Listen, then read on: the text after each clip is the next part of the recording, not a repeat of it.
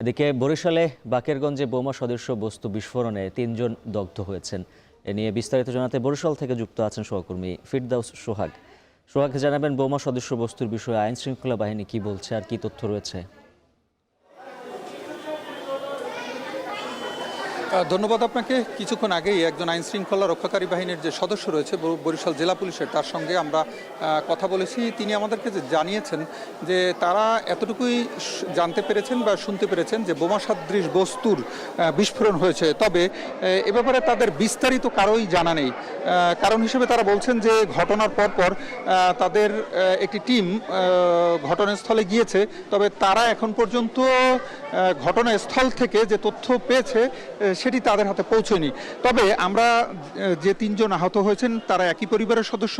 এর মধ্যে একজনের সাথে কথা বলার সুযোগ হয়েছে এবং পরিবারের যারা সুস্থ আছেন এদের মধ্যে 2 জনের সাথে আমি কথা বলেছি। সেই জায়গাটি থেকে আমি যেটি বলতে তাদের কাছ থেকে যেটি শুনেছি সেটি হচ্ছে এরকমের যে খুব ভোরে অর্থাৎ সকাল 6টার দিকে পরিবারের 3 সদস্য ঘর থেকে বের হন এবং বের হয়ে তারা আশপাশে সকালে হাঁটাহাঁটি করছিলেন। এই সময়টাতে পায়ের সাথে একটি সুতার মতো লেগে যায় একজন নারীর পরিবারের এক সদস্য, যার নাম হচ্ছে ইতির পায়ে এটি লাগার পরে কিন্তু দেখা যায় যে একটি বিস্ফোরণের ঘটনা ঘটে এবং বিস্ফোরণের পরপরই কিন্তু তারা যেটি দেখতে পায় যে শব্দ হয়, বিস্ফোরণের যে বিকট শব্দ হয়, তখন চারদিকে ধোঁয়ার মতো হয় এবং তাদের শরীরে আগুন ছড়িয়ে পড়ে। এরপর প্রাণ বাঁচাতে তারা স্থানীয় সামনেই একটি নদী রয়েছে, সেই নদীতে ঝাঁপ দেয় এবং পরবর্তীতে স্থানীয় যারা এলাকাবাসী আছে চিৎকার শুনে তাদেরকে উদ্ধার করে নদী থেকে স্থানীয় হাসপাতালে ভর্তি করে।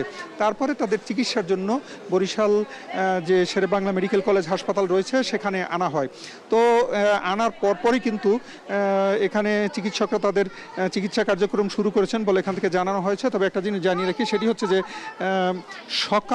সকালে কিন্তু যে তারা আসার পর এখন পর্যন্ত যেটি আমরা দেখেছি যে এখানে 2 জন নারী এবং একজন শিশু রয়েছে। শিশুটির অবস্থা একটু বেশি খারাপ, তাকে শুশ্রূষা দেওয়া হচ্ছে চিকিৎসকদের পক্ষ থেকে এবং হাসপাতালের পক্ষ থেকে, এবং অন্য যে 2 জন রয়েছে এর মধ্যে নারীর মধ্যে যিনি বেশি অসুস্থ তাকে কিন্তু এখন চিকিৎসা দেওয়ার জন্য নেওয়া হচ্ছে। তার নাম হচ্ছে হনুফা বেগম। তবে 3 জনের মধ্যে মেয়ে ইতি তুলনামূলক একটু কম দগ্ধ হয়েছেন, তবে ইতির মা হনুফা বেগম এবং নাতি ফাহিম দগ্ধ হয়েছেন বেশি। একটা জিনিস জানিয়ে রাখি, সেটি হচ্ছে যে এই দগ্ধের ঘটনাটি আমরা তাদের মুখ থেকেই শুনেছি, ব্লাস্ট হওয়ার খবরটি জেনেছি, তবে কিভাবে যে দগ্ধ হলো, কিভাবে পুড়ে গেল, কি অবস্থায় কেমনি কি হলো, এটি সুনির্দিষ্ট করে আসলে আমাদেরকে কেউ জানাতে পারেনি। আমরা একটু দেখাবার চেষ্টা করছি। এখন দগ্ধ 3 জনের মধ্যে একজনকে কিন্তু যিনি 2 নারীর মধ্যে যিনি বেশি দগ্ধ হয়েছেন তাকে শুশ্রূষার জন্য কেবলমাত্র একটি স্ট্রেচারে তোলা হয়েছে এবং এখান থেকে তাকে শুশ্রূষা দেওয়ার জন্য নেওয়া হবে বলে জানতে পেরেছি।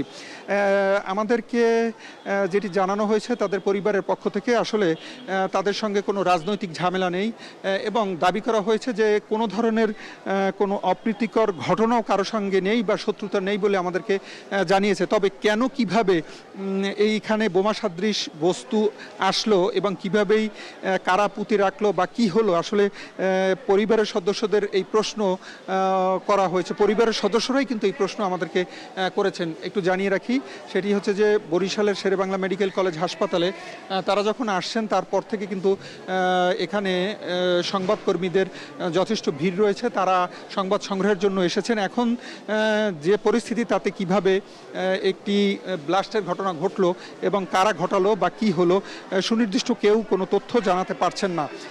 তবে স্থানীয়রা যেটি পরিবারের সদস্যদের পক্ষ থেকে যেটি আমাদেরকে বলা হয়েছে বা জানানোর চেষ্টা করেছে যে এটি যেন পুলিশ তদন্ত করে এবং তদন্ত করে যেন বিষয়টি উদ্ঘাটন করা হয় এমনটি অনুরোধ জানানো হয়েছে। আমরা এখানে পুলিশের একজন সদস্য DI-1 অর্থাৎ জেলা পুলিশের যে গোয়েন্দা সংস্থা রয়েছে তাদের যারা সেখানকার একজন কর্মকর্তার সাথে আমাদের কথা হয়েছে, তারা আমাদেরকে বলেছেন যে তারা তদন্তের জন্যই এসেছেন এবং ঘটনাস্থলেও গিয়েছেন, অচিরেই এটি উদ্ঘাটন করা হবে এমনটি তারা আমাদেরকে জানিয়েছেন। এই ছিল বরিশাল শেরেবাংলা মেডিকেল কলেজ হাসপাতালে যে 3 জন বোমা সদৃশ বস্তুর যে বিস্ফোরণ হয়েছে এবং সেখানে যে শুশ্রূষা চলছে তার সবশেষ খবর।